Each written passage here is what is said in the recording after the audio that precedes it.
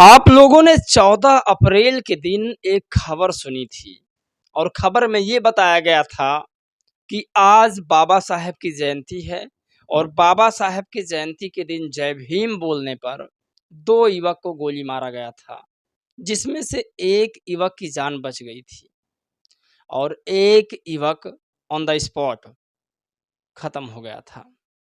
लेकिन सवाल अब ये है कि उस दलित परिवार के साथ कौन खड़ा है? सवाल है कि उस परिवार को इंसाफ कौन दिलाएगा? ये बहुत लंबे समय की लड़ाई है, आज की नहीं है। जब से इस देश में मानवता की लड़ाई शुरू हुई तब से है। लेकिन आज जिसने इस देश के स्वतंत्रता में संविधान सौंप करके सबसे ज़्यादा भागीदारी निभाया हो, संविधान बनाकर, उस व्यक्ति का नाम लेने पर जब श्रवण मनुवादी लोगों को मार रहे हैं, तब कौन सी पार्टी उन बेचारे दलितों को, पिछड़ों को और अल्पसंख्यकों को जो बाबा साहेब को मानते हैं, उनके साथ चलेगी? सवाल ये लंबा है और बड़ा भी है। कल मुरैना वाली घटना आप लोगों ने यदि सुनी होगी तो आपको याद होगा। मुरैना में बाबा साहेब का नाम लेने पर जिस तरह से 2 युवकों पर फायरिंग की गई थी और फायरिंग में एक व्यक्ति की ऑन द स्पॉट मौत हो गई थी। एक व्यक्ति भी भर्ती था, फिलहाल वो ठीक है। लेकिन चंद्रशेखर आज़ाद, मायावती जी या बहुजन नेता कितने लोग वहाँ पर पहुँचे हैं, ये जानने का विषय है। मुरैना की खबर आपको बताएँगे, आखिर कौन लोगों ने उस सड़क को नीला कर दिया है, कौन से पार्टी के लोग हैं। और मायावती जी ने अपने ट्विटर हैंडल पर कल बीजेपी और कांग्रेस को क्या-क्या खरी-खोटी सुनाई है, वो भी बताएँगे। कल वाली ट्वीट में समाजवादी पार्टी का नाम बहुजन समाज पार्टी ने नहीं लिया है। सबसे बड़ी खबर यहाँ पर ये है कि मायावती जी ने बीजेपी, कांग्रेस को एक ही थाली के चट्टे-बट्टे बताए हैं। चलिए खबर सुनते हैं और हर खबर आप तक पहुँचाने का काम करते हैं। नमस्कार, मेरा नाम पराग है और आप सभी का मैं एक बार फिर से बहुत-बहुत स्वागत करता हूँ। खबर बहुत है और कितनी खबर आप तक पहुँचाई जाए। मैंने इसीलिए 2 चैनल बनाया। एक चैनल डिलीट भी कर देगा तब भी मैं बहुजन समाज के प्रति समर्पित रहूँगा। मैंने ठान ली है, जब से मैंने कदम इस क्षेत्र में रखा है, तब से मैंने पैसे की लालच नहीं की। वरना 4-4 5-5 महीने हो जाते हैं, यूट्यूब से पैसे नहीं आते हैं और कोई होता तो बंद कर और चला जाता। लेकिन अंदर बाबा साहब की बताई हुई ज्वाला भड़क रही है। दलितों, पिछड़ों, आदिवासियों, अल्पसंख्यकों के प्रति मन में एक उत्तेजना भरी पड़ी है कि कब तक उनके ऊपर जुल्म होगा और उस जुल्म को मीडिया छुपाती रहेगी। मैं उसी जुल्म को आगे बढ़ाने के लिए एक नहीं हज़ारों चैनल का निर्माण कर दूँगा और हर घर में, भारत के हर दलित, पिछड़े, अल्पसंख्यकों के घर में मैं बहुजन मीडिया को पैदा कर दूँगा। ये मेरा उद्देश्य है। मैं हर घर के सोशल मीडिया को प्रमोट करूँगा, हर घर में, हर व्यक्ति के मोबाइल में बहुजन समाचार होगा। हर घर में हर व्यक्ति अपना एक आईडी बनाएगा, मैं ऐसा करने पर मजबूर कर दूँगा। वो खुद यूट्यूब पर अपलोड करके पैसा भी कमाएगा और वीडियो अपलोड करके अपने दुखों का निवारण भी कर पाएगा। ये मेरा उद्देश्य है। खबर है कि मुरैना में आखिर बाबा साहेब के नाम को लेने से कौन से लोगों ने दलितों पर हमला कर दिया था और आखिर हमला किया तो उनका साथ कौन सी पार्टी देने पहुंची। अभी तक ये बताया जा रहा है कि बहुजन समाज पार्टी सड़कों पर आंदोलन नहीं करती है। अब आपको समझ में आई हो गया होगा कि मुरैना में कल कौन सी पार्टी थी। कल बीएसपी पार्टी के राज्यसभा सांसद रामजी गौतम और हजारों लोग थे, यानी कि तकरीबन 4 से 5 हज़ार लोग सड़कों पर प्रोटेस्ट कर रहे थे। पूरा सड़क जो है वो नीला था, जैसा कि आप तस्वीरों में देख सकते हैं। ये तस्वीर सीधा मुरैना से आ रही है। मुरैना में बाबा साहब का नाम लेने पर जिन आतंकियों ने, मैं उन्हें आतंकी ही कहूँगा क्योंकि जाति पोछकर मारने वालों को हम आतंकी ही कहेंगे। बॉर्डर पर धर्म पोछकर लोगों को मारा गया, उन्हें आतंकी कहा गया। और जो दलितों, पिछड़ों के जाति पोछकर मार रहे हैं, वो आतंकी से कम नहीं हैं। मनुवाद आतंकवाद से कम बिल्कुल नहीं है। जहाँ मटका छूने पर मारा जा रहा हो, पानी पीने पर मारा जा रहा हो, मोछ रखने पर मारा जा रहा हो, बुलेट पर चढ़ने पर मारा जा रहा हो, यहाँ तक कि अच्छे कपड़े पहनने पर मारा जा रहा हो। सबसे बड़ी खबर ये कि उसे अपने मनपसंद के गाने शादी-ब्याहों में बजाने पर मारा जा रहा हो, डीजे बजाने पर, घोड़ी पर चढ़ने पर, सेहरा पहनने पर, स्कॉर्पियो, बोलेरो बड़ी-बड़ी गाड़ियों से घूमने पर गाली मिलती हो।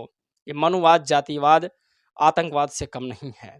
बाबा साहब का नाम लेने पर मुरैना में जिस तरीका से लोगों ने हमला किया था, उसको लेकर के बहुजन समाज पार्टी के राज्यसभा सांसद रामजी गौतम पहुँचे और बहुत बड़ा प्रोटेस्ट किया। कुछ तस्वीरें रामजी गौतम ने अपने एक्स पर शेयर की है और कुछ लिखा। उन्होंने कहा, बहुजन समाज पार्टी को ख़त्म करने वाले बहन जी के चाहने वालों की ताकत देख लो, अभी तो ये अंगड़ाई है, आगे बहुत लड़ाई है। ये बीएसपी से राज्यसभा सांसद रामजी गौतम और नेशनल कोऑर्डिनेटर हैं। इन्होंने बड़ी खबर और लोगों को मोटिवेट किया है। मोटिवेट मतलब कि आप अभी निराश मत होइए।